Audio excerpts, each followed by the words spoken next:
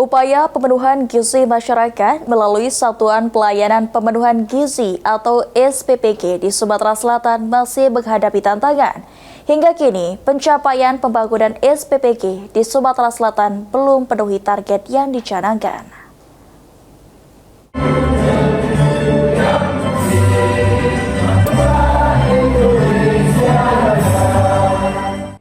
Hal ini disampaikan oleh Kepala Regional SPPG Sumatera Selatan, Diana Putri. Dari target kebutuhan sekitar 808 SPPG, baru 72 SPPG yang beroperasi sejak 7 Januari.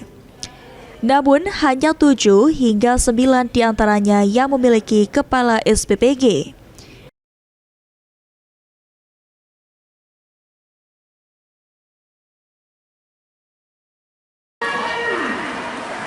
Idealnya, satu SPPG melayani 3.000 sampai 3.500 orang. Lantaran jumlah SPPG masih terbatas, saat ini satu unit bahkan harus melayani hingga 4.000 orang.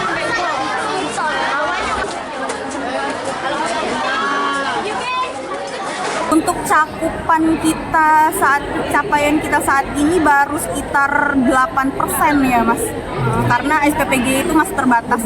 Jadi saat ini karena SPPG terbatas, jadi kita satu SPPG itu melayani sekitar 4.000 karena SPPG itu terbatas. Namun nantinya untuk ketika SPPG itu sudah merata dan menyebar, itu nanti mungkin satu SPPG hanya melayani sekitar 3.000 sampai 3.500. Untuk Sumsel 51 SPPG itu adalah SPPG yang nantinya akan dibangun di lahan Pemda. Itu dapur Badan Gizi Nasional yang akan dibangun oleh PGN, namun di lahan Pemda.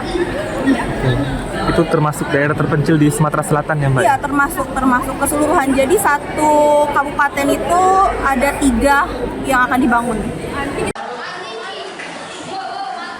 Ditambahkan Diana, sebanyak 51 unit SPPG di Sumatera Selatan rencananya akan dibangun oleh Badan Gizi Nasional. Dengan dukungan lahan dari pemerintah daerah, tiap kabupaten ditargetkan memiliki minimal 3 titik pembangunan baru. Hafid Zainul, PAL TV.